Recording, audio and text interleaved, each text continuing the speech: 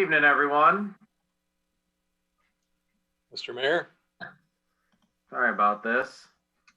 What happened there, Dave? I'm gonna text Carol real quick just for the city commission as well, just to have her email it to me. The calendar invites. I don't know if it's something on my computer or what. Or maybe she can hear me. I can. What do you need, Mayor?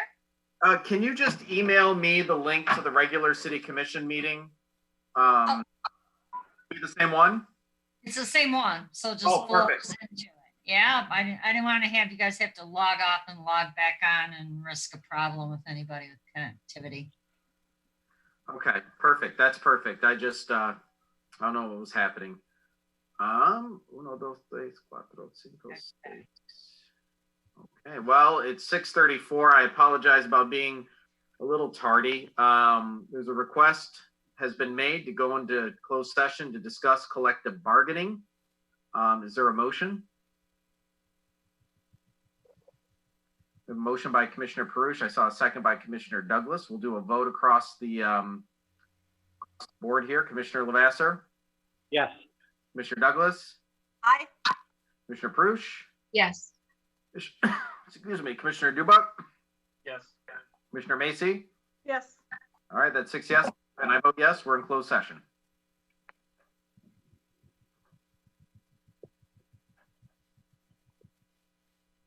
Well, hello there, everyone. Same faces, different order.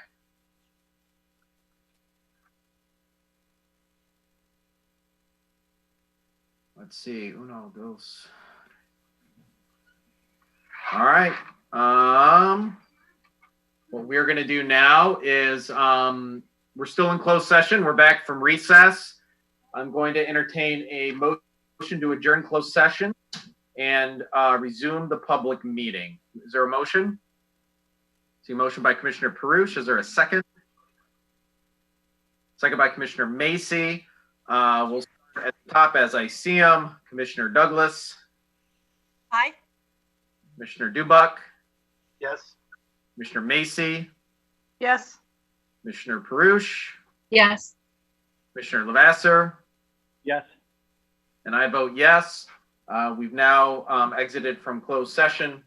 Mr. Gillen, please inform us when we are good to go to resume the remaining part of our public meeting.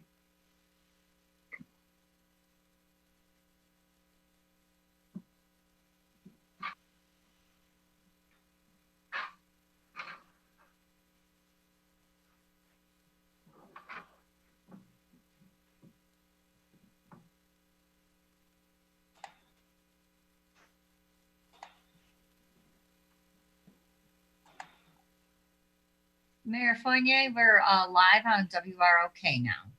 Thank you, Ms. Schwinger. Welcome, everybody. We appreciate you tuning in tonight. We had a closed session earlier, and we're now resuming the meeting, which is now our public part of tonight's meeting.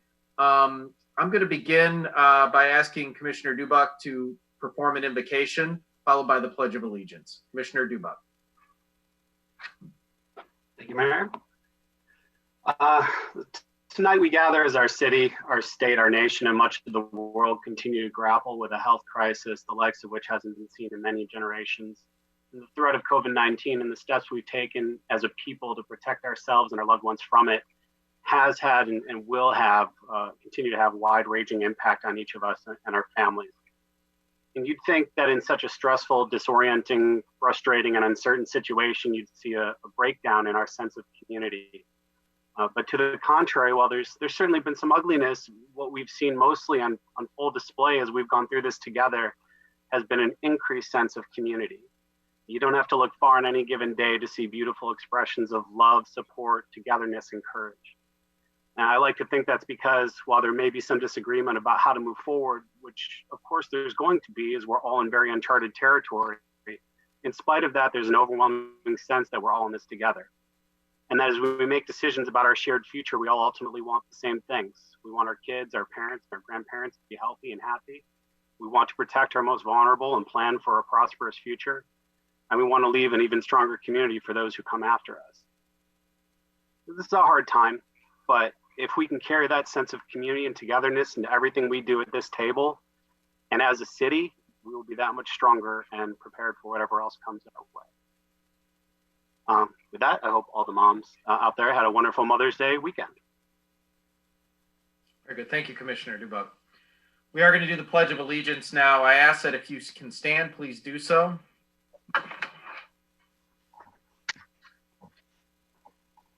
I pledge allegiance to the flag of the United States of America and to the republic for which it stands, one nation, under God, Indivisible, with liberty and justice for all.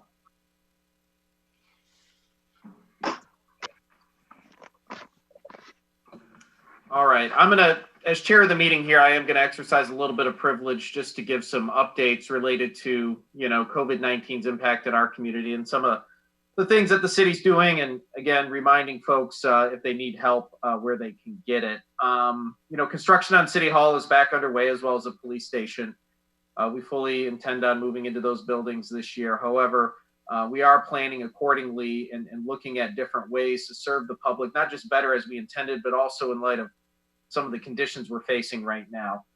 So plans are being put in place to look at things similar to what you might see at the Secretary of State as far as scheduling appointments, what that looks like, not just in terms of the digital infrastructure, but as well as the physical infrastructure in the building, and how to really not just make the experience safer for all of our residents and employees, but also more convenient and better. We will, as time goes on and as we get guidance from the county and the state, and as reopening plans and recovery plans start to get put in place, you'll start to notice signage around the city. Behind the scenes, we're looking at the various different constellations of what that could look like. Everything from how do you behave in an elevator to how do you use our parking garages, whatever it may be. We're going to make sure that people are not just reminded, but they're informed at the place that they're at, how to properly physically distance themselves to make sure that we continue to keep everyone safe until this pandemic finally retires. We have been adding more and more resources to romy.gov. If you haven't had an opportunity to go to romy.gov and find whether you're a small business, whether you are a concerned resident, whether you're a worker, whatever it may be, I encourage you to go to romy.gov to get the latest and greatest information about what's happening in Royal Oak related to COVID-19, but also some resources that we can direct you to help you with every issue you may have. So far, we've been successful with our helpline and neighbor-to-neighbor program. We've been able, for example, to nearly 100 people have been put into contact with various food banks, whether it be the firefighters and their food drive that they put on a while back, or the Salvation Army and many other food banks that we have here in the area, making sure we're connecting the nonprofits with the people in need and kind of being that clearinghouse. And I got to applaud Carol Schwanger and Judy Davids for taking point on that. They've been fielding a lot of the calls, not just with food, but if people need face masks, whatever issue they may have, they can just call 248-246-3200, and we will find a way to help you, whether it's us or whether it's somebody in the community that's already providing the service that you need. Please do not hesitate to call. Like Commissioner DuBuc said, we are a community. We're all in this together. We may not have every play on our website, and that's why we have the City Hall line where you can call and make sure that whatever your need is, we'll figure out the best way to get you the help you need. We got good actors stepping up all over the community. Just recently, I want to call out Toyology, one of our vibrant downtown businesses. They're actually donating some puzzles and brain games to some of the assisted living facilities here in Royal Oak to help our seniors cope with some of the social distance that they've had to endure during this time, being away from loved ones and relatives that would normally be able to spend more time with them. And so we're finding countless ways that businesses and residents are stepping up. And I just want to remind everybody, whether you're a worker or you're showing symptoms, Oakland County in Pontiac is still doing testing. And I recommend, if you are showing any symptoms, or if you're a worker in Oakland County, an essential worker, and feel the need to be tested, you just have to make an appointment. There's no cost. The number is 800-848-5533. And that's the nurse on call for Oakland County. So call the nurse on call for any non-emergency issue, but also if you need and feel that you have to be tested, please do that. I'd also like to make sure everyone is aware that, the city is working with our small businesses. Todd Fenton is working closely with a number of our small businesses. The DDA, you've seen a lot of things as we look for business support, as well as what this recovery is going to look like. I serve on the Oakland County Recovery Task Force, along with a number of other people in the county. And I can tell you the county is committed to making sure that, not only are the people of Oakland County safe, but that when it is time to open up, when it's safe to open up, that we hit the ground running.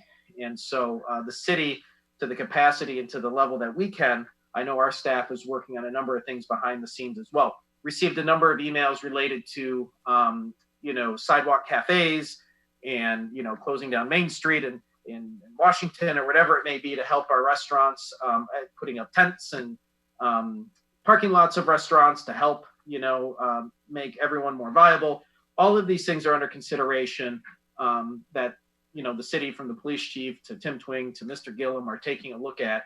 And so, while we don't have an exact answer at the exact time, all the time, we are in the process of planning. So when we do get the green light, we can do it correctly. These things take time. You got to talk to a lot of the business owners, restaurants, et cetera, to make sure we're comprehending all the inputs. So I'm very optimistic of the work that our team is doing, not just to help us get through this pandemic, but when it is safe to open, that we hit the ground running. So again, one more number I want to make sure. If you need anything, you're tuning in tonight, and you need anything, please call us at 248-246-3200, and we can help you or direct you to someone who can help you with your need, whether that be food, hygiene products, whatever it may be, a mask, you need a cloth-made mask, let us know. We're here to help. Thank you. So that brings us to item number 4 on the agenda, which is the 2020 Census Complete Count Committee update. I see Ms. Beach is online. Ms. Beach, the floor is yours. Hello. Hi. Okay. Yeah, thank you for allowing me some time on the agenda tonight. I just wanted to update the commission on where we are with the complete count. The committee has been tracking response rates from Michigan since the middle of April, and they have been rising each week. Thus far, we are pleased with the response, but know that we can still do better. The current overall response rate for Michigan is 65.3. Oakland County is 73.5, and Royal Oak is 76.9. Which is a good achievement, especially considering the issues with COVID virus. Royal Oak is segmented into 18 geographic census tracts, and the response rates range from 66% to 84.9. So you can see there's a lot of variability there. 14 of the census tracts are above 75%, but we do have a few outliers at 66 and 67%. There are a few census tracts that are above the 2010 response rates, so we're finding that to be very encouraging. What we are seeing now is the initial returns were those that responded online, but we're beginning to see the mail-in responses now, and I'm sure there was a delay in that just due to the coronavirus and what the Census Bureau was trying to deal with. We've been analyzing the data and noting that the census tracts that have the lowest response rate, and our next step is to target those census tracts specifically, which include those hard to count and in areas where there are many apartments. So what are we doing to improve the count? First of all, I want to thank Carol Schwanger and Judy Davids for the great social media campaign that they have been doing.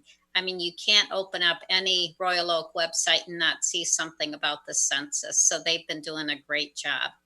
We are currently looking into the possibility of robocalling, since we have some people that do not have access to the computers, and that may be another way to reach them. People need to know also that the deadline for the census has been extended to October 31st, 2020. The committee has developed a new yard sign to be concentrated in those low response rate census tracts.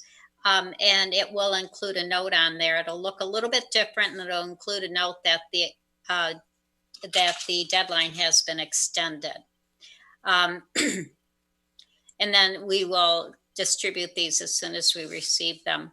Households who have not yet responded will receive another reminder postcard in the mail between April 27th and May 9th from the Census Bureau. And we're also updating our frequently asked questions, since several things have changed due to the coronavirus, and then we'll feature different questions that we've received as a committee. I think the committee is optimistic that Royal Oak will finish the 2020 census strong with the collaboration of the city and the residents, but we can't get the message out there too often.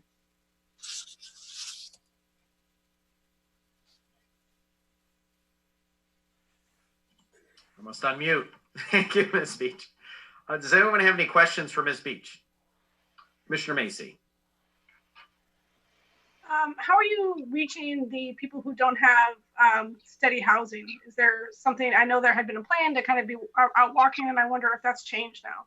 Yeah, they have extended the dates for when they will be doing the walking the neighborhoods.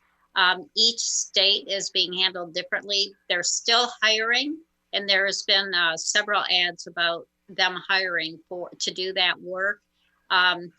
My understanding here in Michigan, it's going to happen in June, starting in June. Other states have already begun that work. Commissioner Douglas. And are there protocols in place for, I mean, will you be knocking on doors of people that haven't responded? And has the Census Bureau put into place protocols for, I mean, how to do this in a time of pandemic? Yes. Oh, yes, they have. If you go to the 2020 census.gov website, has tremendous resources there, and they are answering all those questions. They have updates probably at least once a week, and the dates keep changing. So we might even see another variation in some of the dates. So that website has been very, very useful to us, and we're finding some of those questions that people still have about the census. I mean, things like the kids that were at university, were on campus, they should still be counted, you know, at their web or at their address at campus. And the universities are in charge of collecting that data. So those are some of the questions that have been come up and that we've been able to answer. So we're still available. If people have other questions, we're happy to respond to any of those questions. Anybody else? Thank you. Ms. Beach, did I hear the number correct? We so far have a 76% response rate in the city of Royal Oak, both zip codes? Correct. Correct. So I think all of us here, as well as, those who are tuning in, if we all ask 4 people, we're likely to identify one person that hasn't responded yet. So if we, in the next couple of weeks, if we try to reach out, all of us as a community, reach out to at least 4 people, talking to them on the phone, I wouldn't say seeing them in the street, but, if you're meeting with somebody via email or via Zoom or whatever, we all just reach out to 4 people to remind them personally. That might, help tick that 76% up a little bit. So once again, Ms. Beach, we thank you and the committee for all the fine work you're doing. Clearly, you guys are a well-oiled machine here out of the gate. And the numbers are showing promise comparatively to the county and to the state, which is a testament to the work you're doing. And, we look forward to closing that gap even further. So thank you so much. Okay, thank you. All right, this brings us to item number 5, the Police Department 2019 Annual Awards. Typically, this is something that we do in person. It's a lot of fun, and it's great to see everyone and hear the stories. But this time we're going to be doing it remotely. So, Chief O'Donoghue. Hey, Mayor, City Commission. Yep, it's very disappointing we have to do it in this fashion. We are hoping to do some sort of reception for the officers and their families once things get back to normal and we can start hanging out together again. But if you could bear with me, I'm going to go through the awards. Our 2019 commendations. The first set is Bravery for Lieutenant Stanton, Sergeant Platt, Officer Noddle, Officer Hepner, Officer Stanishevsky, and a Meritorious Service Award for PSAs Cameron and Cherry. On December 3rd, 2019, police officers responded to the 4900 block of Fernley Avenue regarding a suicidal subject armed with a rifle. The subject was reporting he intended to engage in responding officers with the rifle and commit suicide by cop. As officers responded, PSA Cameron maintained a phone conversation with the subject and obtained significant information about his intentions against the officers. PSA Cameron remained calm, developed a rapport with the subject, and learned critical information. PSA Cherry monitored developments and provided key information immediately to the officers on scene. As officers arrived, the subject began approaching the immediate positions of Lieutenant Stanton and Officer Noddle while armed with his rifle. From a distance of approximately only 15 feet, the subject made repeated verbal threats combined with movements of his body and his weapon in an attempt to force Lieutenant Stanton or Officer Noddle to shoot him. Despite the imminent verbal and physical threat of deadly force made by the subject, both Stanton and Noddle remained calm and exhibited tremendous restraint in not engaging. The subject in close proximity, Sergeant Platt, Hepner, and Officer Stanishevsky, provided cover while also recognizing the threat of crossfire present to both themselves and Lieutenant Stanton and Noddle. All on-scene personnel remained calm, professional demeanor throughout this standoff and prevented the situation from escalating. Upon completion of the close proximity standoff, PSA Cameron reestablished contact with the subject and utilized his reporter to help de-escalate the situation. With the SWAT team now in position, PSA Cameron convinced the subject to enter the building unarmed. The subject complied and was taken into custody without incident. As a result of the excellent teamwork, restraint, and continued de-escalation attempts, police officers and PSAs were able to safely bring this dangerous incident to a conclusion without harm to the suspect, officers, or the public. During this incident, I'd also like to recognize Lieutenant Ray Frace from the Birmingham Police Department. He also responded to this scene, and he has offered his services as a trained negotiator. We were able to patch Lieutenant Frace in with the ongoing phone conversation between the subject and our dispatch. For well over 15 minutes, the lieutenant developed a rapport with the subject and calmly continued his attempts to get the suspect to surrender. As the negotiation progressed, the suspect terminated a phone call and began advancing towards the officers. Approximately 15 minutes, a close proximity armed standoff occurred between the suspect and ROPD officers.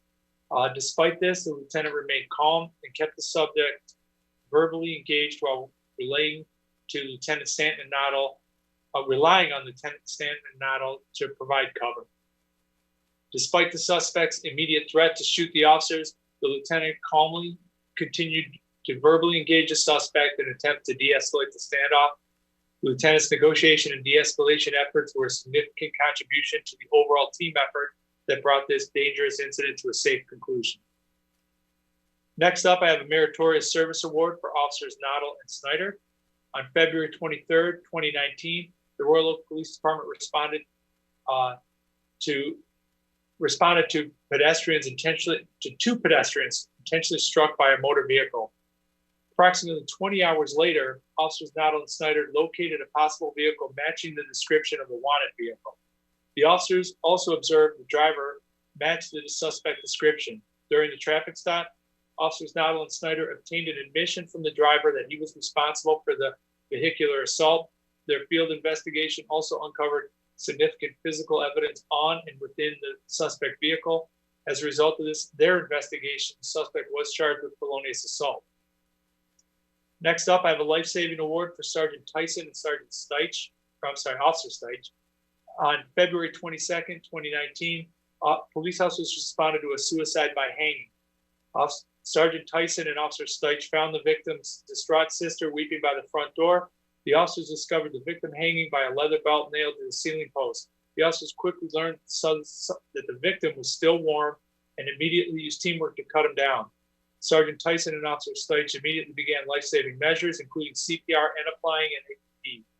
They continued life-saving measures, and the victim regained a pulse approximately 20 minutes later. The victim was transported to Beaumont Hospital by the Royal Oak Fire Department. The quick actions of both Sergeant Tyson and Officer Steich resulted in the victim's life being saved. I have a meritorious service award for Officers Cantonese and Elrod. On May 21st, 2019, the Ferndale Police Department reported an armed robbery at the 7-Eleven convenience store where the suspect displayed a handgun. Officers Cantonese and Elrod responded to Ferndale to assist. They located the suspect hiding in bushes near a residence and held him at gunpoint. The suspect was ignoring the officer's commands and began turning away, reaching for his waistband. Officers Cantonese and Elrod quickly delivered a front kick, causing the suspect to fall to the ground before being able to retrieve his gun. The suspect continued to resist arrest and continually reached for his gun. Officers Cantonese and Elrod were eventually able to handcuff the suspect and discovered a loaded handgun in his front pocket. As a result of Officers Cantonese and Elrod's decisive action, an armed and dangerous suspect was taken off the street and charged with armed robbery. I have a meritorious service award for Detective Hill. You'll hear his name a lot today. In March of 2019, a concerned citizen shared a Snapchat video showing two unknown individuals driving in circles around Officers Kavanaugh and Sage, who were investigating a traffic crash. The video showed the passenger in the vehicle directing the driver to roll down the window as he displayed and pointed a firearm towards the officers. The video showed the suspects were clearly threatening the lives of the officers and encouraging viewers to engage in violence against police. Detective Hill used several extremely clever investigative techniques to identify and locate the suspects. Detective Hill then used an extraordinary methods in interviewing the suspects and obtained incriminating statements from both suspects. Another meritorious award for Detective Hill: in January of 2019, Detective Hill investigated a stalking incident. The victim reported her stalker had been harassing her for over a decade and had followed her through several interstate moves. Detective Hill identified the suspect and noted he currently lived in Indiana. Detective Hill coordinated with law enforcement agencies in Indiana and executed a search warrant at the suspect's home in Indiana. Detective Hill interviewed the suspect and obtained a confession where he admitted to compiling a database of over 10,000 women who he was stalking. The suspect was ultimately charged with a felony aggravated stalking and extradited to Michigan. Another meritorious award for Detective Hill: in November of 2019, Detective Hill initiated an investigation into a suspect who was actively preying on Royal Oak students. Detective Hill coordinated his investigation with multiple other law enforcement agencies, including the Michigan State Police, the FBI, and the Pickens County Sheriff's Office in Georgia.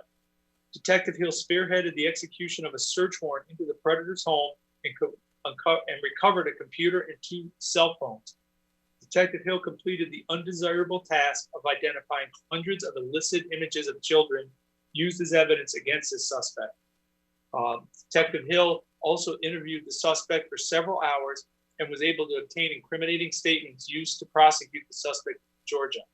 Detective Hill obtained multiple felony charges against the suspect, including aggravated child sexually abusive activity using a computer to commit a crime, which carry a maximum penalty of life in prison. I have a certificate of commendation for Officers Desano and Stairs. On July 18, 2019, Officers Desano and Stairs issued a bicyclist for riding in the middle of the street. Approximately 20 minutes later, a nearby business was broken into with several items stolen. During the investigation of the break-in, the officers obtained video and determined the suspect matched that of the bicyclist. Approximately 24 hours later, Officers Desano and Stairs located the suspect and took him into custody for the burglary. As a result of the proactive police work of Officers Desano and Stairs, this crime was quickly solved and almost certainly prevented future burglaries in the city of Royal Oak. I have a unit citation for Lieutenant Renault, Detective Murray, Officer Cantonese, Officer Noddle, Officer Stanishevsky, Officer Steers, Officer Elrod, Officer Andrenos, Officer Hetner, PSA McNeil, PSA Williams, and Cadet Hertz. On May 29, 2019, officers responded to a large fight with shots fired in the area of Hamlin Corner. Officers located the suspect vehicle that immediately fled at an extremely high rate of speed, nearly striking an officer on foot. The officers pursued the vehicle for approximately 1 mile until it crashed. The driver fled from the crash scene and was apprehended on foot after a short foot chase. The passenger had to be removed from the suspect vehicle, which was engulfed in flames, and was taken into custody. This was a very chaotic and difficult scene, but the dedication, professionalism, and restraint displayed by the officers in this incident resulted in the shooting suspect being apprehended and the firearm recovered. I have another unit citation for Sergeant Brown, Sergeant Baroki, Sergeant Budzanowski, Officer DeSano, Officer Elrod, Officer Kosmak, Officer Moran, Officer Cantonese, Officer Miller, Officer Stanishevsky, Officer Snyder, Officer Clement, Officer Love, Officer Stuglin, Officer Noddle, Sergeant Francis, Officer Steers, PSA Cameron, and PSA Page. On February 22nd, 2019, the Royal Oak Police Department responded to 3 significant incidents with professionalism and great poise. During the span of 2 hours and 20 minutes, the sergeants, officers, and PSAs responded to a suicide in which a subject leapt from the top of a parking structure, a train versus pedestrian fatal accident, and a felonious assault of 2 pedestrians in a vehicle. All 3 incidences occurred within a few blocks of each other. The listed personnel managed all these complicated scenes, displayed tremendous teamwork and calmness under extreme pressure. I have a unit citation for Detective Barreto, Detective Peltier, Detective Hill, Detective Berenga, Detective Murray, and Detective Wood, and Detective Nelson. On January 17, 2020, police officers responded to a welfare check request by family members. The elderly victim was found deceased and bound inside the home. As the investigation quickly progressed, the victim's vehicle was spotted earlier that day in Berrien County and possibly being driven by the victim's son. As information was being developed to locate the vehicle and the person driving it, investigators determined the victim's son was the primary suspect in the case. After a lengthy pursuit generated from Gratiot County, where the vehicle and the son was later found, he was taken into custody in Livingston County. During the subsequent 3 days, Detectives Barreto, the Detective Bureau, conducted multiple hours of follow-up investigation to discover the facts surrounding this incident.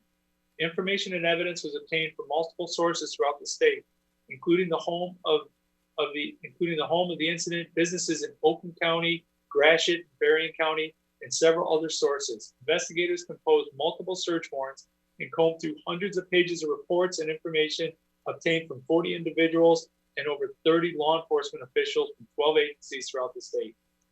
The tenacity and thoroughness of the members of the Royal Oak Police Department's Criminal Investigation Division resulted in the suspect, the son of the victim, being arraigned just 4 days later for the premeditated murder of his father. We have our Civilian of the Year award, and this goes to Rob Spellman, who's our part-time property officer. Rob Spellman took over responsibility for the property room and evidence storage in 2016 and immediately began making improvements. He has quickly educated himself in all aspects of his job. Rob ensures that the department adheres to the proper retention laws and evidence storage and instruction and maintains a very organized property room. Rob provides a valuable service to the Criminal Investigation Division by transporting and retrieving evidence from multiple laboratories and ensuring items are properly packaged. He also routinely trains officers on the proper methods of packaging evidence and maintaining the overall integrity of the chain of evidence. Rob maintains meticulous reports, participates in a yearly property room audits, and ensures the integrity of all evidence and property within the police department without incident. Rob has also been an integral part in the design of the new police station. He has offered valuable suggestions to streamline procedures to make the department more efficient. Above all else, Rob maintains a positive and professional demeanor and is always willing to help. We have a community service award for Lieutenant Carter and Sergeant Cantonese. Lieutenant and Sergeant Cantonese organized and oversaw the 2019 Citizens Police Academy.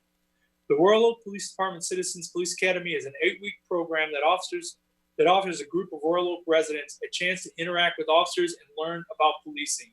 This program is a great means of building and enhancing community relations and trust. Many attendees of this year's program both praised Lieutenant Carter and Sergeant Cantonese for their dedication to the program. They both exhibited exemplary efforts towards making this Michigan's premier police department. I would point out both these officers really connect with everyone that comes to these citizen police academies, and they regularly come to visit them. They stop by all the time, and it's really nice. Our Citizen Police Academy alumni group really is a special group that keeps in contact with us all year long. Finally, I have our Officer of the Year. It should come as no surprise. It's Detective Jamie Hill. Jamie Hill consistently demonstrates professionalism, commitment, and service to the police department. He's a valued member of the police. He's a valued member of the agency and is a mentor to newer investigators and police officers. He maintains a positive attitude and consistently offers ideas to improve police practices. Detective Hill has built and maintained working relationships with outside law enforcement agencies. He has relied on these contacts to assist the police department with several complex organizations this year, many of which I just went over with you. Several of these cases were featured on multiple news agencies and demonstrated to the entire public the quality and professionalism of the Royal Oak Police Department. I would just point out, in law enforcement, every so often, you really get an opportunity to make a significant positive impact in someone's life. And, one of these cases in particular was a stalking complaint. I can't emphasize enough what a great job he did and what a meaningful impact he made in this victim's life. This woman had moved out of state, had changed her name, and there were a number of years where this individual couldn't find her. When he finally did find her, she called the Royal Oak Police Department. She's been making reports for 10 years. It wasn't until she became a victim in Royal Oak that we were able to put an end to it. There's no question with what we found at his house. This individual was not on any police radar, and he had over 10,000 victims. There were some indications that he was moving to really escalate his activity, and we've turned him over, obviously, to federal authorities to really delve into everything else he's doing. But doing a case that's out of state is very, very challenging. And Detective Hill just has a way of getting these other agencies to cooperate, because you're calling somebody up and you're having them do a lot of things on a case that they might not necessarily be into. And, he's well deserving of this Officer of the Year, and I can't speak highly enough of him. So thank you for your time. Thank you, Chief O'Donoghue, and thank you to all our award winners this year. I mean, I'm just always amazed, and I think our community at large is amazed at the professionalism, dedication, and bravery that we have in the Royal Oak Police Department. And it's humbling to see. You can look and read a brief in a newspaper, but when you really start to put you get to meet the folks in our police department, you get to see everything it takes to solve a case, everything it takes to manage a crisis situation. In some cases, 3 situations at once. It's really a testament to the culture and character of those who are serving the citizens of Royal Oak, and our hats off to you, to every police officer, and especially for those who, were awarded these awards tonight. Thank you.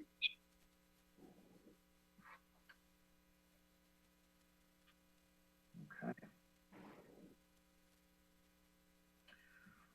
All right. Well, this brings us to, it's a little hard to do to move, because typically it's a very exciting time in City Hall when we give these awards. So this is an awkward transition for me, because the handshaking, the applause, everybody in City Hall, it's really a moment. And so this is very difficult to transition into the next topic for me anyhow. I'm sure you guys all feel the same way. So this is going to be, we're on item number 6 on our agenda tonight, which is public comment. Like we've done the last number of remote meetings, we've taken the public comment before and via phone, and we will play it back. Mr. Gillen informed us earlier that we have about 3 messages from our last meeting that we'll be playing first. We didn't expect when we signed up for the software that we would hit our capacity of 100 calls, of which we did last time we met. So we're going to play those 3, and then we'll go into the ones that we received today earlier for public comment. So Ms. Schwanger, Richard, we're ready when you are.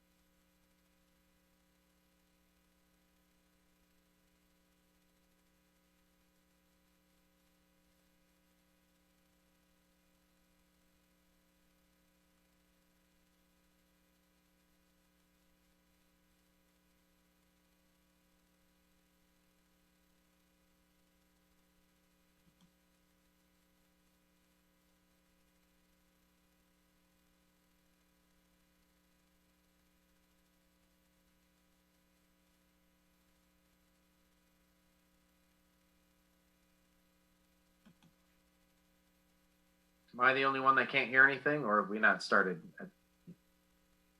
Okay.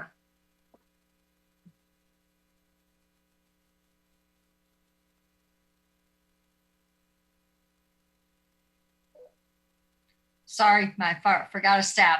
Let me go back.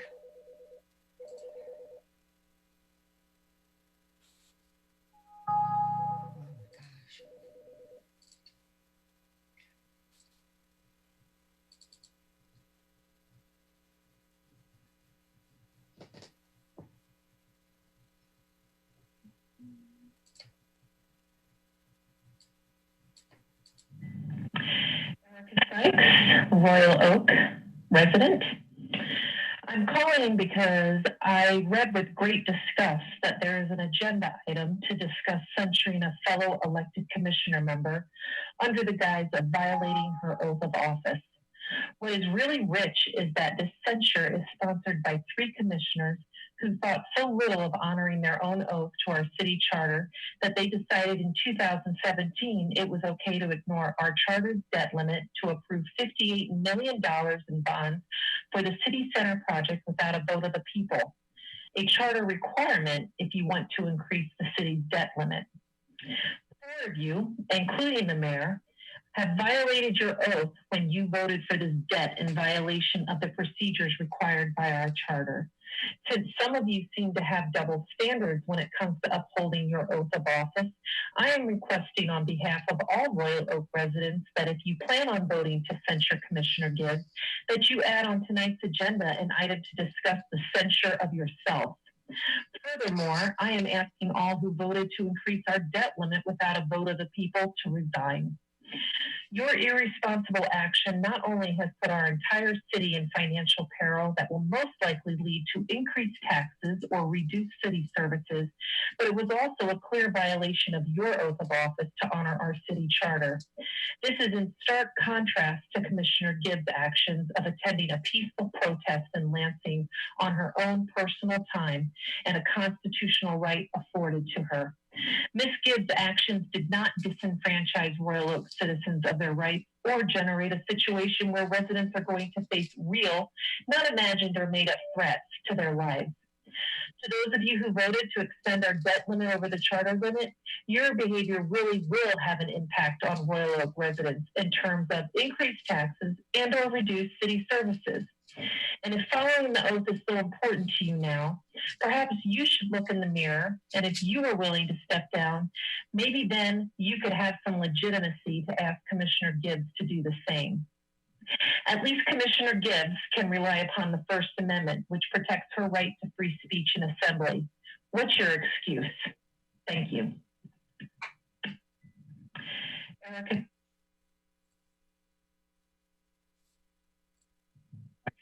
It's wonderful the news reported the ROPD chief has fully recovered from COVID-19. No one likes hearing someone has contracted this dreaded disease or they've exposed others. Most COVID-19 patients are contagious many weeks after their illness. Unfortunately, the ROPD chief and administrator exposed 15 people to COVID-19. They hope the 15 people are well and they're quarantining themselves, not exposing anyone in our community. Mayor's public flogging of fellow commissioner Gibbs is distasteful in the light of true tragedy that encompasses our world, impacting the lives of Royal Oak citizens. A wise person sees this grieving, struggling people are suffering. I respectfully request you, the commission as a whole, concern yourselves only with the welfare of Royal Oak citizens instead of inciting more fear in our community. The commission needs to put their collective energies into healing, not hating.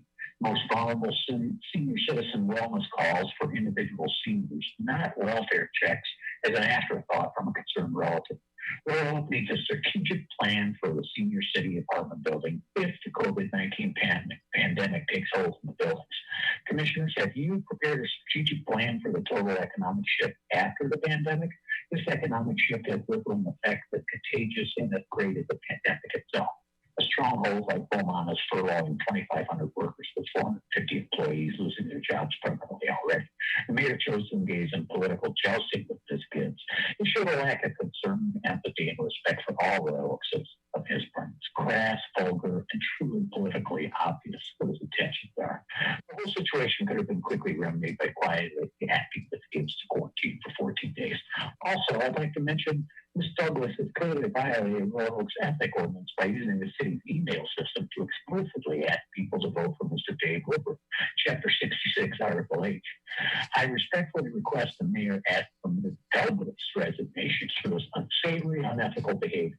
These are trying times. The city commissioners should be making prudent and wise decisions as a whole for the benefit of our community. Fortunately, all this tomfoolery has wasted precious time and smelled of political double standard.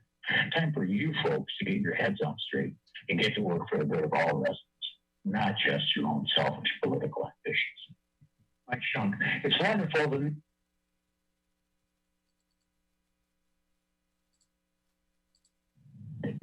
this is Tim Trahorsky. My address is 227 East 12 Mile Road, Royal Oak, Michigan. I am the chairman of the Parks and Recreation and Senior Service Committee.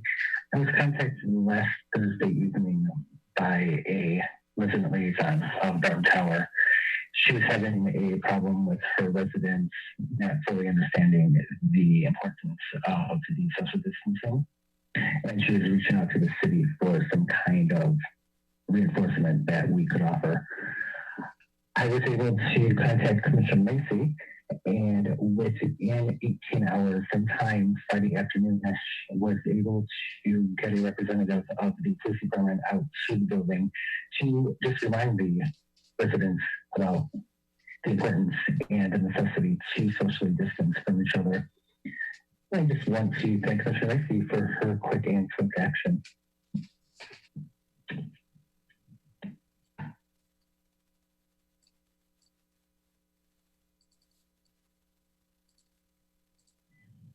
This is Suzanne Haywood, and I want to voice my opinion. I am very disappointed that you're still planning on having the 2020 Dream Cruise.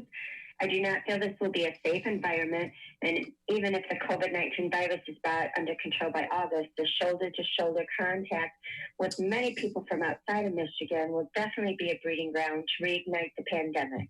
This is not safe for Royal Oak citizens, especially those of us living along the Woodward corridor. We already have to deal with loud, racing cars and motorcycles all year long, but now the risk to our health. I feel this is not a sound decision and hope and pray that this decision will be reconsidered. I am all for businesses being able to open up safely in the very near future, but this kind of gathering is not safe. This is the perfect time to end this, and thank you for your consideration.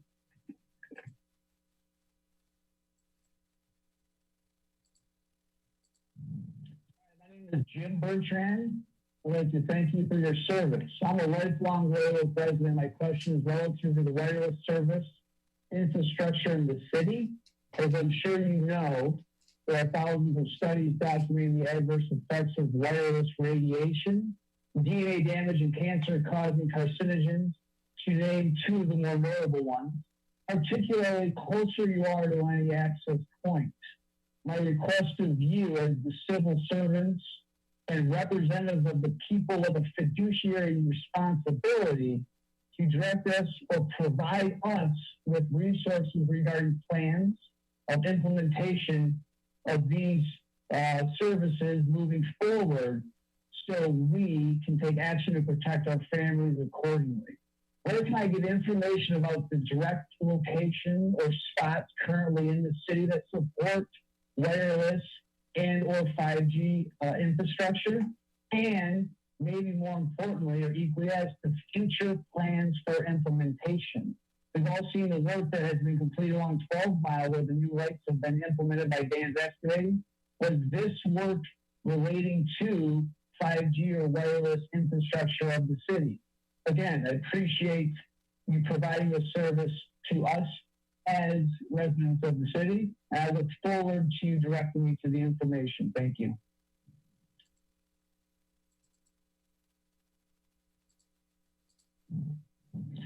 My name is Angela Twist. I'm on Woodbury in Royal Oak.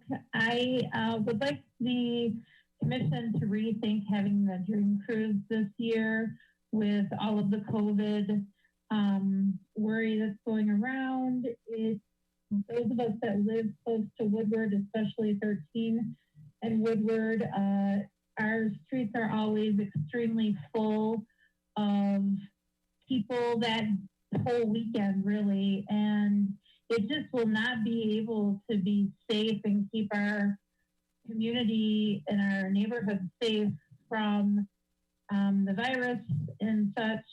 I know that it seems a ways off, but it really isn't. And I would like the city to please think of the neighbors in the area that are going to have to be exposed to all of those hundreds, thousands, millions of people.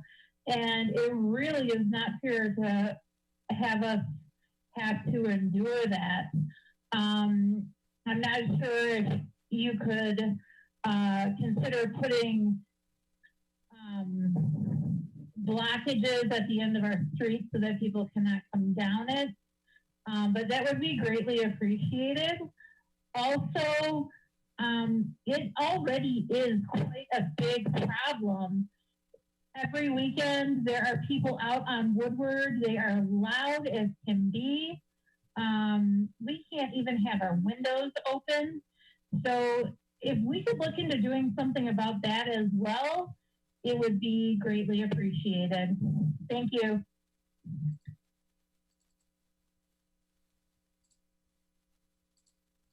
My name is Sean. And I'd like to understand what the commission and the city is going to be doing about the marijuana smoke for people that smoke outside. I have a 4-year-old daughter, and when we play in the backyard on her swing set, all we smell is smoke all day long from all angles. When I walk down the block, ride our bike, there's this faint smell of marijuana throughout the whole city. This is something that definitely needs to be addressed because the quality of life in Royal Oak is really affected to the point where we actually are considering moving away to avoid this marijuana smoke. Thank you.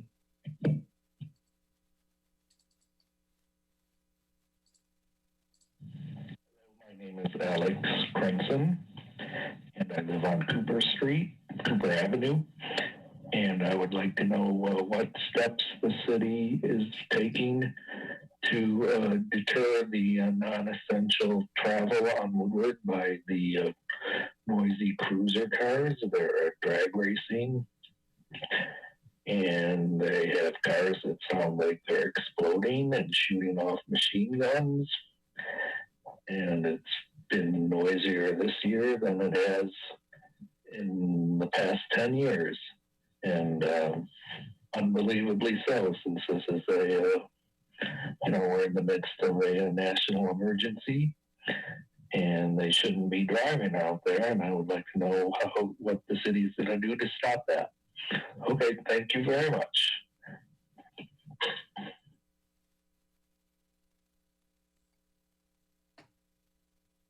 Mayor Fournier, that concludes the public comment that we received tonight.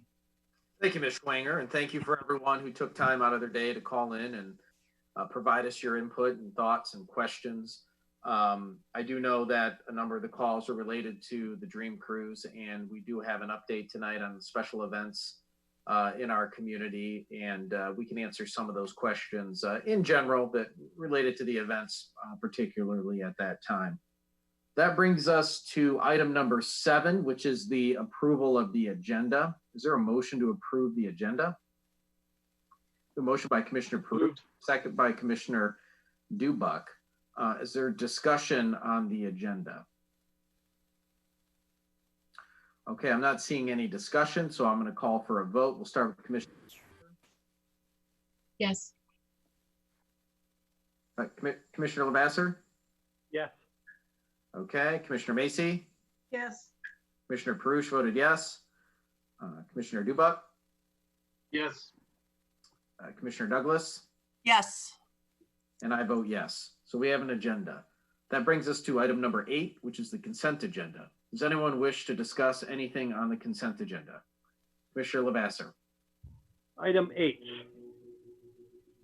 Item H. Anybody else?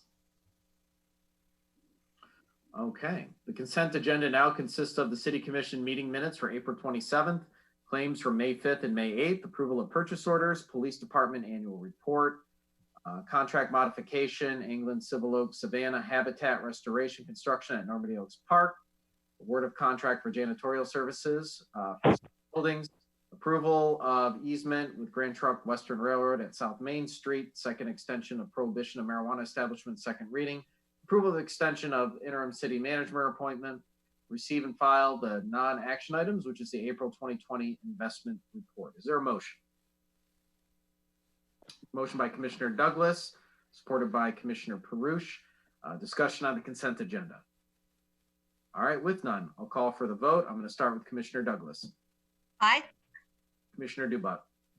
Aye. Commissioner Macy. Aye. Commissioner Perush. Yes. Commissioner Lavasser. Yes.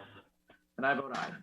The consent agenda as presented is approved. That brings us to item H from formerly on the consent agenda, Commissioner Lavasser. Thank you.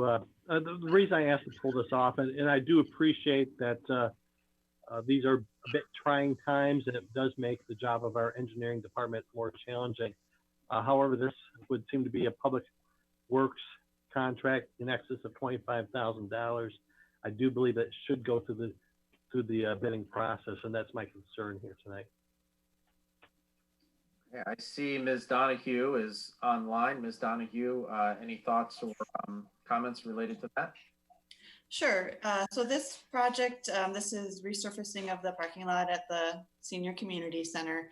In terms of the projects that we tend to put out in the engineering department, it's pretty small, in a little bit under $200,000.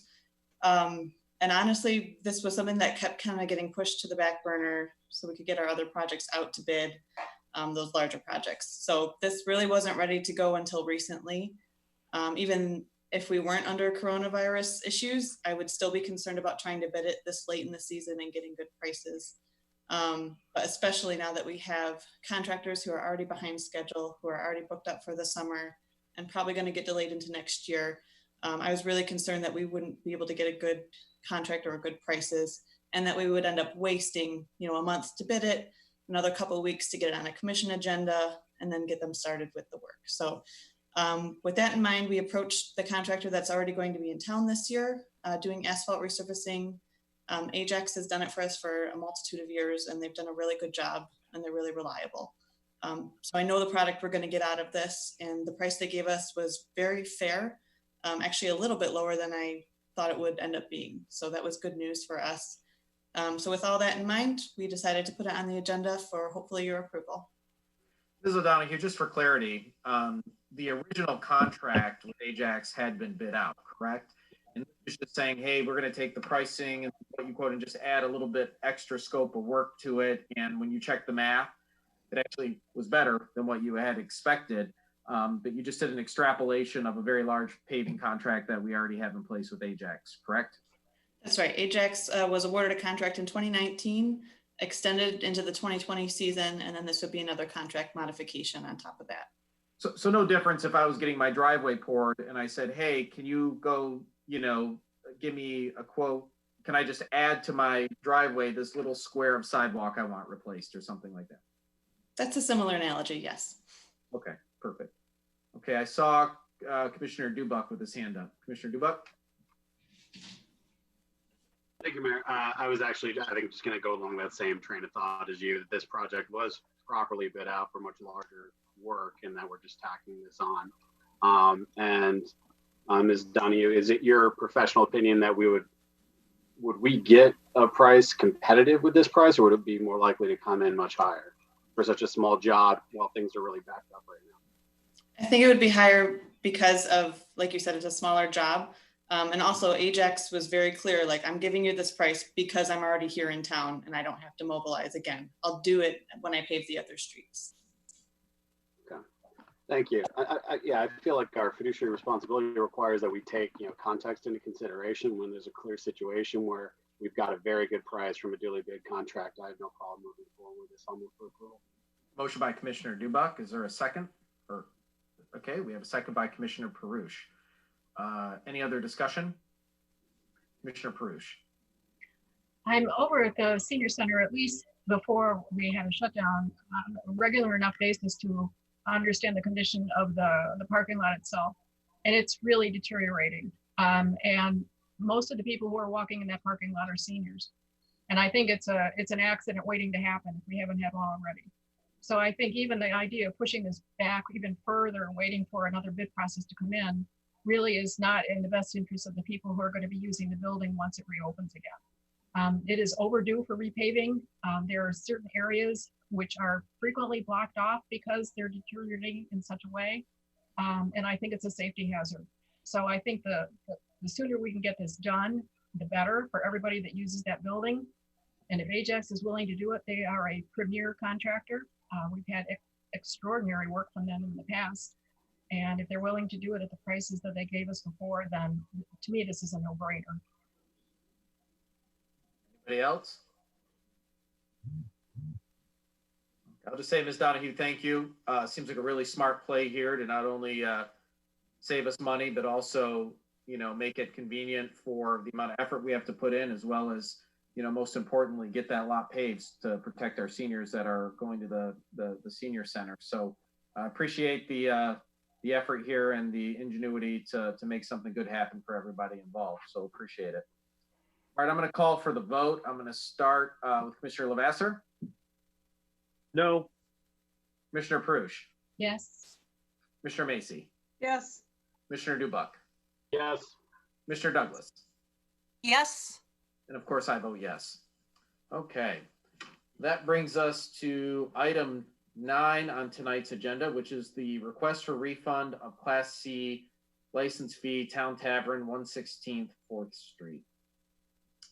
And Mr. Gillum, I believe that will be you, correct? That's correct, Mr. Mayor. Thank you, Mayor and Commissioners. A little over 3 weeks ago, I received a disappointing email from Bill Roberts, who is the president of the corporation that runs the Town Tavern over on 4th Street. I provided a copy of that for the commission and for the public as part of the posted agenda, but Mr. Roberts indicated that his business had closed down pursuant to executive order in the middle of March, that they initially attempted to do some carryout business for I think one night, but they abandoned the carryout end of the business. That he had since reviewed all of his business options there at the site, and at this point has already made the decision that the restaurant will not be reopening once the governor lifts the stay-at-home and other restrictions. So that's sad news, but Mr. Roberts has asked that the commission consider refunding his $1,000 Class C license renewal application fee for the 2021 licensing year. There are arguments I think can be made both for and against his request. I've not provided you with a specific recommendation, but I have provided you with a resolution, whether you choose to grant the request or whether you choose to deny the request. if you have other questions, I'd be happy to try to answer. Someone have any questions for Mr. Gillum? Mr. Macy. You said 2021. What is exactly the length of the time period that this license covers? The licensing year for a liquor license is different. It's not a calendar year cycle. The licensing year actually goes from May 1 until April 30th of the following year. So when I talk about the 2021 licensing year, it's for the licensing that would have started actually as of May 1st of this year, as of about 10 days ago, and would run through the end of April next year. Commissioner Lavasser? With regard to the $1,000 fee, I presume that correlates with an approximation of the services provided by the city to the licensee. Can you describe what those services are and to what extent those services have already been provided? Well, the fee that's charged is largely for purposes of the request for renewal of the license. So that involves the police department going and compiling a record check of any calls for service at the business. You may recall that when we do our Class C license review, there is a list of any and all calls and reports that are provided to you as commissioners for purposes of the review. Any other background information that the police department has to obtain for purposes of the renewal. So given the fact that the renewal process has been completed for the 2021 Class C license year, those services have already been provided for the police by the police department.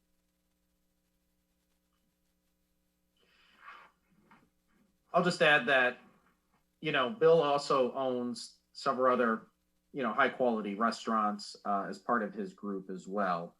And, I know this was a difficult business decision for him to make. I think, in my opinion, I get where he's coming from as far as, hey, it's May 1st really, but this is the first meeting that we've had in May. He decided not to open. And, I get the request, and I think that, we should be looking at every opportunity to help businesses that at least have an opportunity to continue. And while Town Tavern may not, there may be other opportunities down the road. But I'd also like to ask Mr. Gillum, have there been any other inquiries from any other restaurants that, may want to be afforded the same, that might be a temporary closing for a year or calling it quits for good? Have we received any other requests? We haven't received any other requests relative to the license application fee. We have received some requests relative to the sidewalk cafe license fees. In fact, there's a recommendation that's been brought forward by the DDA, from the DDA, for the commission to consider waiving those fees for this year. And we're actually going to have that recommendation on our agenda for next week's regular meeting. But no other requests in terms of the renewal fee that Bill Roberts was talking about here, no. Commissioner Perush. Is it an all or nothing thing? Could we, if we wanted to, agree to give back half or another portion of the fee? Or does it have to be $1,000 or nothing? Well, the request is for the full 1,000, but I think it's an issue that the commission has discretion on. If you feel it would be more appropriate to prorate and refund part of the fee, I think that's a decision that you have the authority to make. Okay, thanks. Mr. Macy. I'm just wondering about the fairness to the other restaurants. So the other ones that are sticking it out and staying here in Royal Oak had to pay this money too and are now having to eat it. And then we have someone who's decided that they can't make it work and are leaving Royal Oak, although they have other restaurants open around the area. And if we refund $1,000 to someone who decides to leave Royal Oak, to the people who stay here, mightn't they come forward and say, well, could we have a deal because we're not able to do our liquor sales for this year? I mean, are we opening the door here to everyone to say this isn't fair? You're basically paying someone to leave the city when here we are staying and not getting that benefit? Yeah, I think every situation is somewhat different or is unique, but an argument could be made that you would be setting a precedent, yes.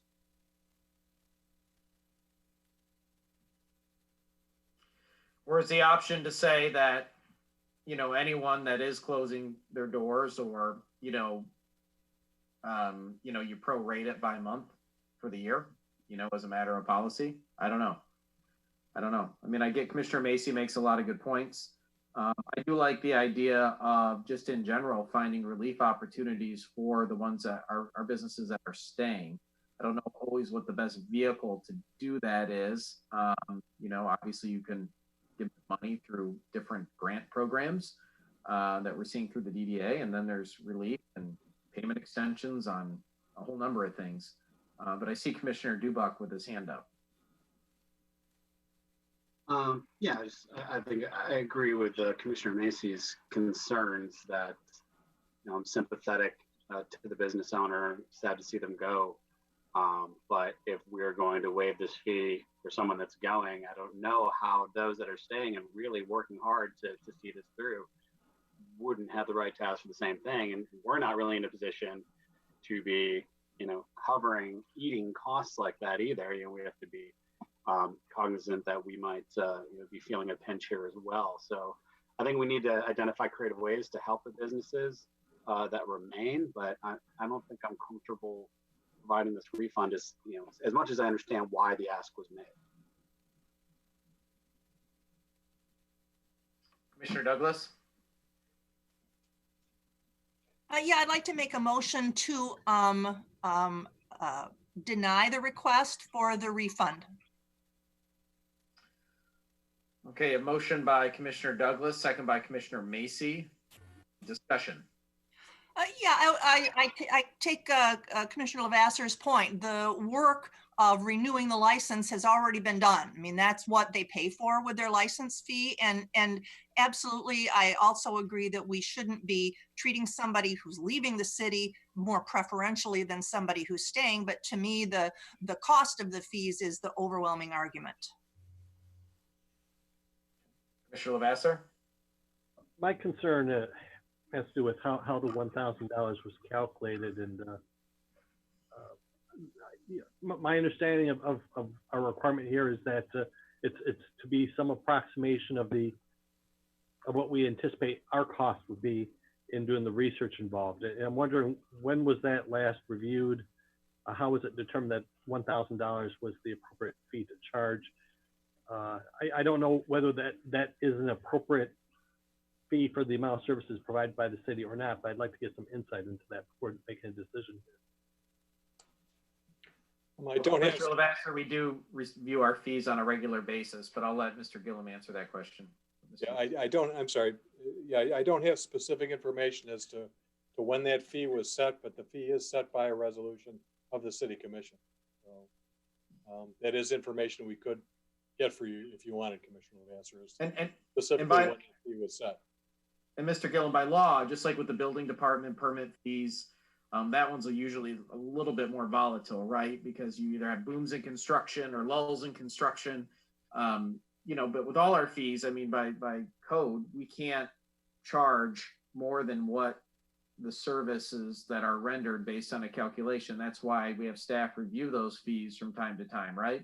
And then make proposals to say, hey, it got less expensive because we got a whiz-bang software, or got more labor intensive because we have 30 other requirements we have to look at. But that process is something that we look at on a, I won't say, I mean, we look at the fees annually, but I mean, we're trying to make sure that we uphold that sort of rule of thumb, so to speak, or in some cases law.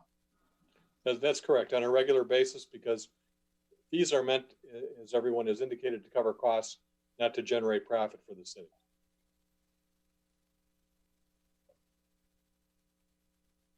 Anybody else? Yeah, I'll just add, yeah, I get where Mr. Roberts is coming from for sure. And I get the points that my colleagues are making as well. And I think, you know, that's why we have two resolutions in front of us here. You know, I think one thing though, is we have to look at is, you know, looking at this as a one-off is always a little bit more challenging. I think that if this becomes What we do with liquor license fees, I think is maybe perhaps a bigger discussion we need to have for these application fees. If it's something we want to use as an economic tool, what does that mean for people that are leaving? What does it mean for people that are staying? It's a little bit difficult to make that decision in a vacuum with just one particular petition. So maybe down the road, if there's something the city does, collectively that, without any sort of partiality, affects all of our applicants, then I think that maybe is a better context to look at this in. So, Commissioner Douglas. Mayor, I think it's in our strategic plan to review our fees. I'm not sure when we were going to do that, but that is an intent of the commission. Oh. Mr. Gillum. Mayor, just wanted to add one other comment to, in terms of the scheduling of this item, I did give Mr. Roberts the option of having this request on tonight's agenda or on next Monday night's agenda. He chose tonight's agenda. Ms. Schwanger had sent him the invitation to join the meeting this afternoon, but I don't see that he has actually joined the meeting tonight. So if anybody was wondering if he knew whether or not this was going to be on the agenda tonight, yeah, he and I had traded emails, and he was notified that it was going to be on the agenda tonight. I'll just add that, Town Tavern's going to be missed. The lobster nachos there, goodness gracious. That's going to be, the quality of food. Mr. Roberts does an excellent job with his restaurants. And, we really hope that, when we get through all of this, he continues and thinks of Royal Oak to bring back, Town Tavern or one of his other restaurant themes to Royal Oak. He just certainly does an excellent job. And Town Tavern will be missed by many in this city. It was truly a point of pride for our community. And, these are really tough times. We understand. So with that, I'll call for the vote. I'll start with Commissioner Lavasser. Mr. Mayor, I wanted to make one more comment before we call for the vote, if I may. I'll allow that. Thank you very much. For me, it's premature to say yes or no here, because I would like to have greater insights as to how the fee was calculated, how much of that fee has been, the service has already been provided by the city. The $1,000 seems like a lot simply to do the type of review that we did recently, but perhaps our chief could comment on that. And I would simply like to have that information before I say yes or no, one way or the other. I'm not prepared to support this motion. I would not be prepared to support the other motion tonight. I'll just add that the question isn't about the fee that's in the request. The question is, so the petitioner is not debating the fee, just whether or not it should be charged. And so I'll say that's the question on the table right now. So I will call for the vote since the motion's on the table. Commissioner Lavasser? No. Commissioner Perush? Yes. Commissioner Macy? Yes. Commissioner DuBuc? Yes. Commissioner Douglas? Yes. And I vote yes. Okay, so that concludes that, which will bring us to our last scheduled agenda item, which is the special events update report. I see forearm of Chief O'Donoghue turning on his camera. Chief O'Donoghue. Yes, Mayor, City Commission. I just wanted to provide an update of where we're at with the special events. In my memo, I mentioned that we have 3 events that have been canceled: the Royal Oak and Bloom, the Run for the Ribbon, and Memorial Day Parade. We have 3 events that are basically going virtual. It's the Mom Race, the Memorial Day Ceremony. There'll be a live feed of a small ceremony, and then the Run with the Police 5K. The 3 events that have requested to be rescheduled: Art and Fire wants to move from June to August 8th and 9th. Metro Times Blowout wants to move from June 5th and 6th to October 2nd and 3rd. And then the Rock and Ride, which is scheduled for around 4th of July, wants to move to September 25th and 27th. Events that intend to continue on as scheduled: Shakespeare in the Park, Gilda's Club 5K, Barktoberfest, and the Jolly Pumpkin 5K. But those are a little bit later in the year. At this time, Arts Beats and Eats is planning on moving forward with Arts Beats and Eats while working to ensure the festival is held in a safe and responsible way.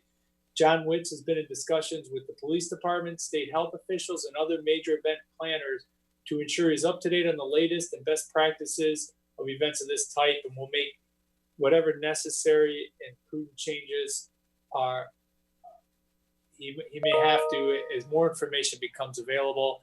I think to sum up, we just don't know where we're going to be at Labor Day, so we're keeping an eye on it. But the idea is we want to try to still hold it. If when I say we, I mean Mr. Witt still wants to hold it if we can hold it. Finally, the big question is the Woodward Dream Cruise. I'd say there's no decision has been reached yet. It's probably not the best vernacular to use. I've talked to some police chiefs in the south end of the county. There seems to be a consensus that we really should try to dial it back to the degree we can. There's our ability to keep people from driving on Woodward is very limited, but some of the special events that we do, questioning whether or not that's going to be a good idea, particularly the city renting out Memorial Park. On that same note, you should consider that there are communities or businesses on Woodward, particularly bars and restaurants that have really, really taken a hit.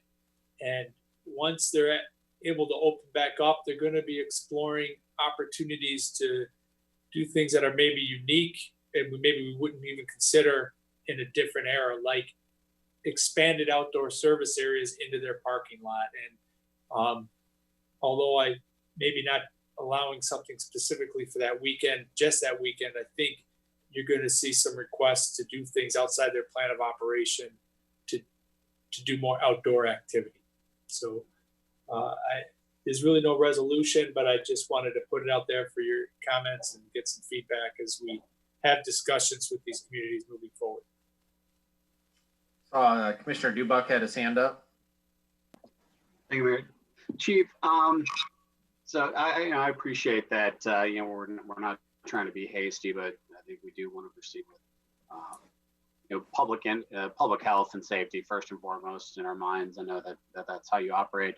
So do we have for each of these kind of a hard stop date by which if we're pulling the plug, so right now you're saying Arts Beats and Eats, they're continuing to look at it, hoping they can do it, but there must be a date at which we are going to know, we're pulling the plug. Yeah, we would have, I don't want to speculate on Arts Beats and Eats because there's a lot of moving parts, but I think we'd know by midsummer. This isn't going to be a couple weeks out and then we're going to have to make a decision. And the idea is to hold it because we don't know, is a possibility to kind of push it back maybe if that's possible. We just don't know where we're going to be. So as far as Arts Beats and Eats, we approve about 65 special events for Woodward Dream Cruise. We got about 65 special events we approve. Normally we require those to be in 60 days before the event. We haven't even opened the application process. It'd be something that would be a challenge to gear up for and then gear back down because that requires a lot of city effort, in processing. Arts Beats and Eats is different in the fact that it's all John Witz has got to do all the work. We got to be ready for it, but they've got to do all the work processing the special events. So even though they're kind of close together, I think they could be looked at quite differently on how we want to move forward. Well, I guess I want to make sure that it's clear to the community that what we're saying right now is not that Arts Beats and Eats is on, but that we are still, the possibility is still being looked into And that I guess it would be good to know that we're going to have a formal decision by such and such a date. So I don't know if that's a conversation we can have with Mr. Witz, you know, being optimistic that we can do it, but if it's not in the public interest, if it's not safe, then we won't do it. Well, if we can't do it in a way that's safe, we're not going to do it. I mean, I can tell you that. I don't want to put a date. I don't want to say a date today. I've got a date in mind, but I'd like to talk to him about that. There's things like sponsorships and things like that he's got to work out, but there are so many moving parts with Arts Beats and Eats. I think we're going to know by midsummer whether or not if this isn't going to happen, if we're not in a more normalized place by midsummer, I doubt it we're going to happen. So. Right. Like, for example, we know that we're not doing our usual Memorial Day parades because we've gotten to that point where we're able to say that that's not happening. It would be helpful to look at this list and understand that there's a date by which we'll know, or the entity will know that we don't think that we're going to be able to. I'm not saying you have to give that answer right now. It'd just be good to have a rough idea of that for our knowledge and for the public's knowledge and for the promoters' knowledge. Well, I can tell you we have a rough idea. I'm not comfortable saying it publicly because I don't know how. So we do have that. So. Okay, thank you. Mr. Prush. I have a question about Dream Cruise, and then I also have a comment about Shakespeare in the Park. In terms of Dream Cruise, it's not only the city of Royal Oak and the municipalities that are along Woodward that are involved with it, but it's also other law enforcement agencies like the Sheriff's Department and the State Police. Have you talked to those other law enforcement agencies as to how comfortable they are going forward and planning for this? I guess in terms of whether or not they would think they would have available manpower because they might be under furloughs and so on and so forth. And have you talked to I'm assuming you've talked to other law enforcement agencies about this so far? Yes, I've talked to the South End communities, Birmingham, Bloomfield, Berkeley, and Ferndale primarily. We're all kind of, we really we're not optimistic that this thing's going to be able to happen, I guess, is where we're at from a law enforcement perspective. Ultimately, it would be a city commission decision on what we want to do with the special events. The degree we can stop Dream Cruise is how we control our special events. Whether or not a bunch of people show up and want to watch at Cars that weekend, I think we would dramatically reduce the crowds if we didn't have the special events. The state police, they play a supportive role. They don't really have a dog in this fight. I mean, if we need help, they send us help, and if we don't, they don't. And then the sheriff is kind of in a unique position because they police the city of Pontiac, and I haven't had in-depth discussions with the sheriff's department yet on what, if anything, they're going to do. But I suspect they're going to kind of wait and see where Pontiac is and what the leadership of Pontiac wants to do. But I don't want to speak for the sheriff on that. Okay. In terms of the Dream Cruise, I just happened to have run into Ed Nahat, who's the executive director of Shakespeare in the Park, or Waterworks Theater Company, last week. And their board is meeting tonight at the same time that we're meeting to discuss what they're going to be doing this summer. He recognizes, and their board recognizes, that it's really hard to put on a Shakespeare play with the sword fights and the kissing, and depends on what play you put on, with the social distancing. You really can't do Shakespeare with people standing 6 feet apart or more.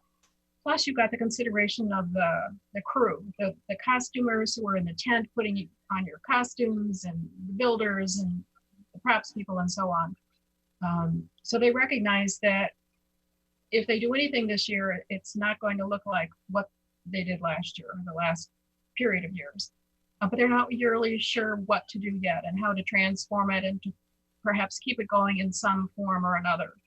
So I imagine we'll be hearing from them relatively soon as to what their plan is for Shakespeare in the Park this year. But they recognize that they're probably not going to be able to do the same type of performance that we're all accustomed to. So I anticipate that we'll be hearing something from them relatively soon, once they figure out what they want to do. So that's just an update about Shakespeare in the Park. It's not definitely going forward. They're in transition too. I saw Mr. Gillum wants to chime in, and then Commissioner Douglas. Mayor, thank you. Couple things to follow up on Commissioner Perush's comments about Shakespeare in the Park. Mr. Filipski and Mr. Fideli and I, we've all had conversations with Mr. Nahat about it. And yeah, he does have concerns about their ability to go forward. To be candid, we also have concerns now. The three of us, Mr. Filipski, Mr. Fideli, and I talked this afternoon for a period of time about whether or not we're going to be having any events go forward in any of our parks for the summer. Many of our neighbors have already made the decision to cancel their parks and recreation programs for the summer. And we haven't made a final decision on that, but that's definitely the way that we're leaning. And we're thinking that we'll probably have a formal report or recommendation that we can bring back to you at next week's City Commission meeting. So, and then in terms of Arts Beats and in terms of the Dream Cruise, to follow up on the Chief's comments, for roughly the last month or so, we've had weekly city manager conferences via Zoom. And we've been talking a lot recently about the Dream Cruise. And when I say city manager conferences, it's the 6 or 8 of us communities in southeastern Oakland County. And I think it's safe to say that pretty much across the board, every one of the managers in each of the southeast Oakland communities, Ferndale, as the chief mentioned, Berkeley, Huntington Woods, Pleasant Ridge, Birmingham, the managers are all opposed to the Dream Cruise going forward this year. I think there's a recognition that, as the chief said, there's a limit to our ability to keep people from cruising per se, but that to the extent possible, the communities involved should be doing everything they could to prevent the special events that go along with it for reasons of public health. Mr. Fideli is our representative to the Dream Cruise board. He's still with us tonight. I know that they had a meeting this morning. John, maybe you can provide everybody with an update as to where the Dream Cruise organization stands, please. Yeah, so I had a meeting with them this morning with the whole board. Their intent is to still run the Dream Cruise, but providing in June. I'm on the executive board. We have an executive board meeting on June 1st, and then we have a general board meeting on June 8th. They're hoping and planning on making a final decision by that June 8th meeting, whether or not they plan on having the Dream Cruise. There's obviously been a lot of talks with city managers and different municipalities that participate in the Dream Cruise along Woodward about whether or not they're going to have their own car show events and whatnot. It seems that the general consensus from the executive board is that the cruisers will show up regardless of the events being held. But to give you any sort of date for a decision, they're looking at the June 8th, June 10th timeframe.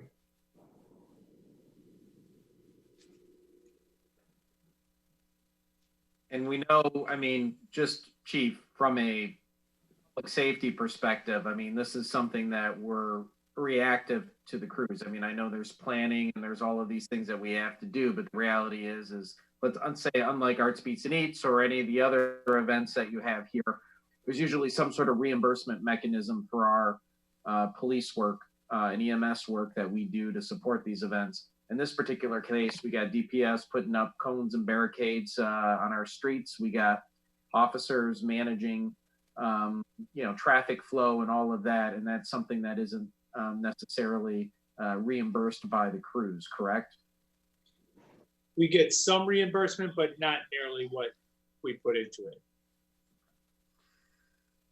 Which begs the question, not just in terms of public health and safety, which are always paramount, but there's also that financial question for the communities along Woodward as well. where your dollars on public safety best spent this year in, a climate that is got uncertainty moving forward. We, have to look at, those avenues and, ensure that we're spending our money wisely.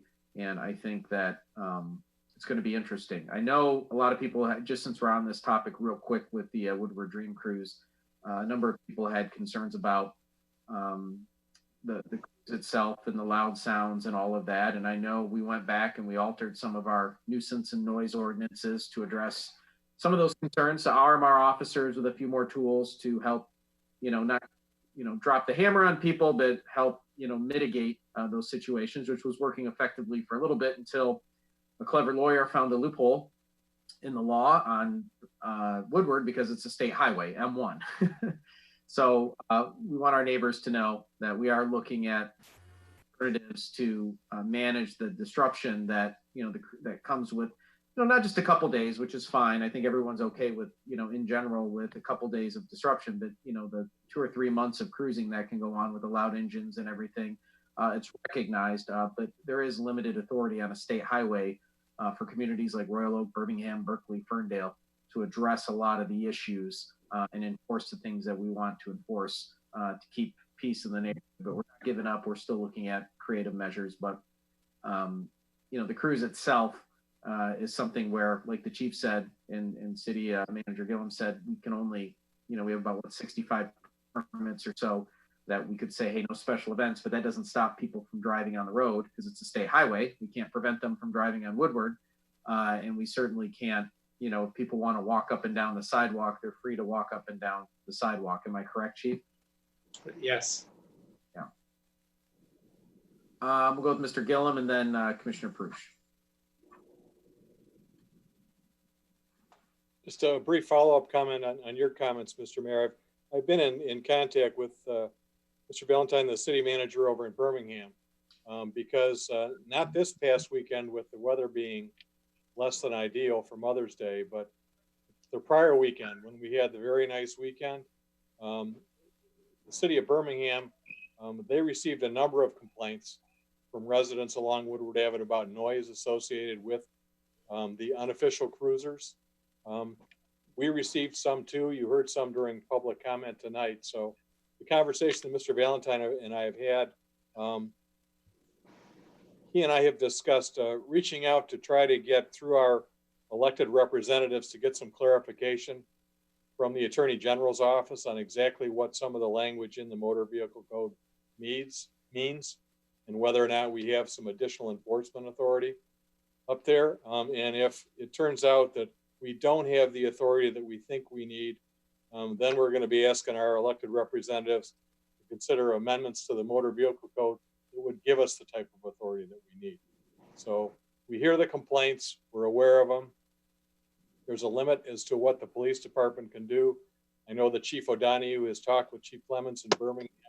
They're trying to coordinate their efforts, but we're also working behind the scenes to see if we can get them any more authority than what they already have, either by way of the Attorney General's office or by way of the state legislature.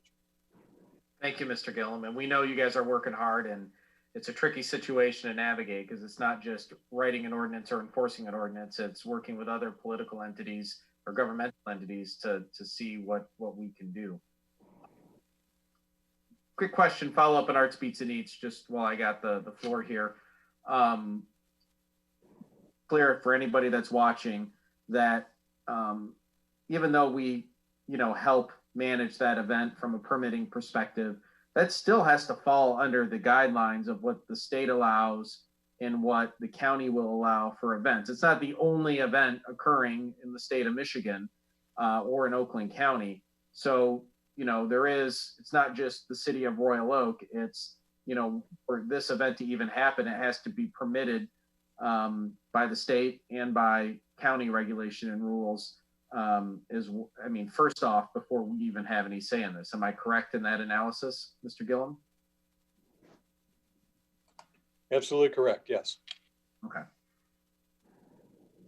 Which makes it even more fun to deal with compressed timelines because we have to wait for those entities to figure out what they're going to do, and then we got to wait for, the event organizers, whether all of these events we see here in this list that Chief O'Donoghue put together, and of course Arts Beats and Eats, and then the police department has to, be ready and agile to support or not support based on the conditions. So it's pretty fluid. Do we have any? Okay, Commissioner Perush, I'm sorry, I missed you there. I have it in my note here. I'm sorry. That's okay. I know we can't reasonably restrict the drivers that go up and down Woodward back to the Dream Cruise.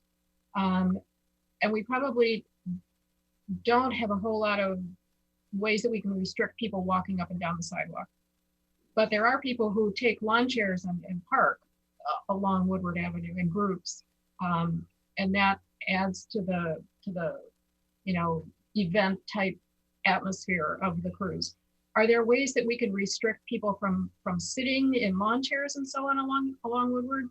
Or is that under the purview of the State Highway Department too, and we really can't touch that?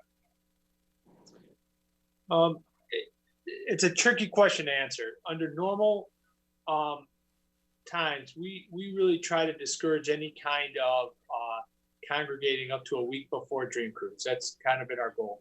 As I said many times, a lot of times it's like herding cats, because normally all these businesses are open and whatnot. The situation a couple weekends ago, one of the things that can be open is an ice cream shop. And there's an ice cream shop on Woodward. And when it's a beautiful day and there's literally nothing else you can do, you don't mind waiting 2 hours in line at the ice cream shop. So we had lines that were legitimate for that. Normally, in lots that have some fast food, we don't let people sit in their cars and eat the food there.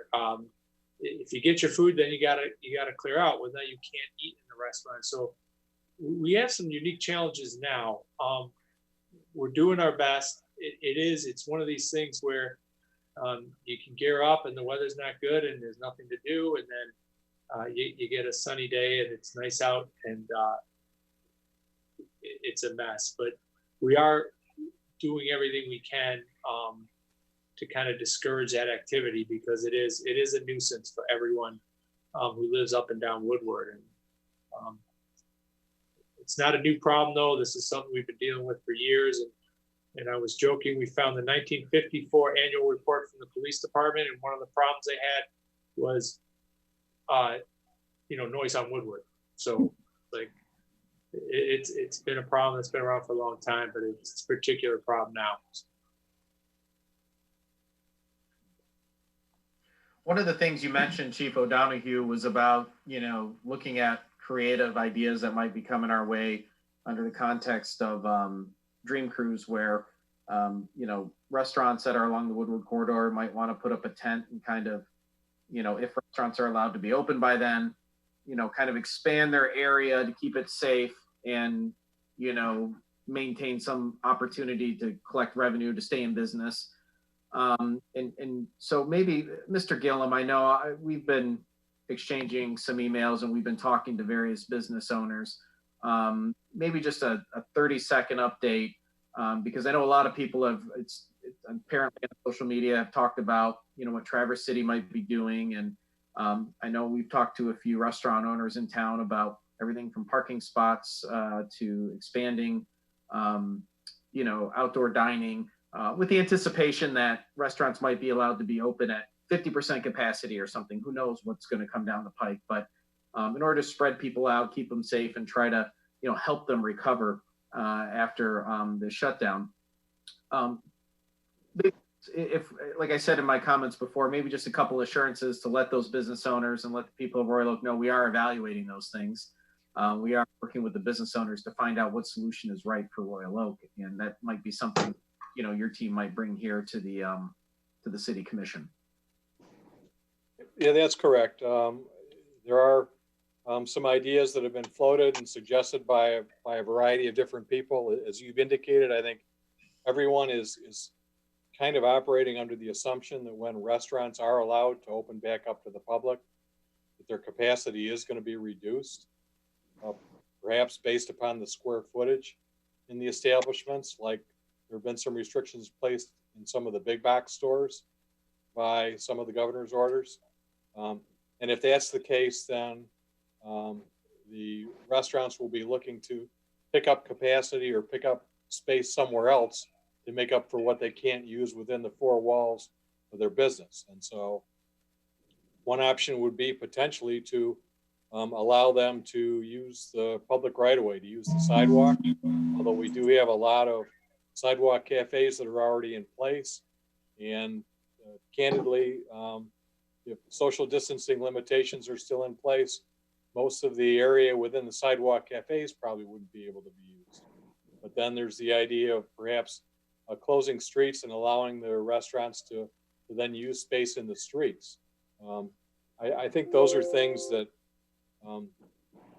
that from an administration standpoint and the staff standpoint, we'd be willing to look at. I expect the city commission would be willing to consider that. But keep in mind that you talk about other governmental agencies and other governmental levels involved. Obviously, in terms of anything with the state, the governor through any executive orders provides. The restaurants will have to comply with that. Any guidelines or orders that come down from the county health division, the public health department in terms of food service, the restaurateurs would have to comply with those. But in addition to that, if the businesses are ones that sell alcohol, there are specific restrictions that are in place from the Michigan Liquor Control Commission, either under the Liquor Control Code itself or the administrative regulations, which go into a lot more detail regarding the service of alcohol. So there's going to have to be a lot of flexibility and willingness to bend on the state level too, before we can really consider making any significant concessions for liquor license holders. For restaurants, yeah, we have generally that don't serve liquor, or if they didn't want to serve liquor in an expanded area, we might have a little bit more discretion. But anything involving the sale of liquor is going to involve a whole nother level of analysis. So it's not just a matter of flipping on a switch and making a decision. That we have to, there's a lot of legal hurdles with the regulation between the state and you know, physical dynamics in our downtown or elsewhere in the community to make these things happen. So I appreciate that. And again, as you mentioned before, we're kind of at the mercy of the authorities on the state level and the county level as to what activities they're going to allow and when they're going to allow them, just generally. Right. All right. Well, I see on this particular agenda item, there's no request for a resolution. So it's more of a update from Chief O'Donoghue. We appreciate you preparing this. Any other questions for Chief O'Donoghue? Okay. Need anything from us right now, Chief O'Donoghue or Mr. Gillum? Nope. No, I don't think so, Mayor. I think based upon some of the conversation tonight, I think we will potentially have some resolutions to bring to you next week for maybe more discussion in terms of special events associated with the Dream Cruise.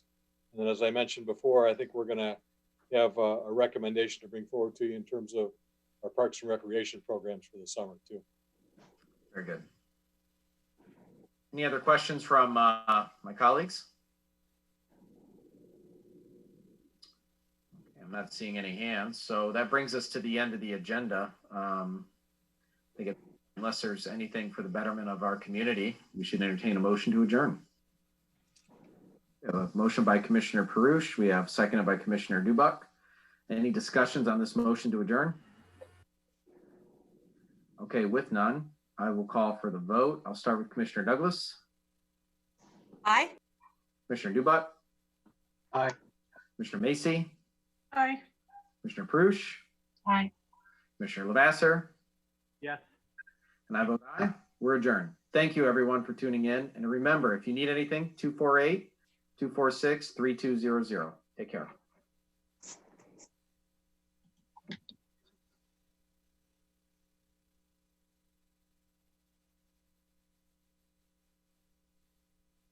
Mm.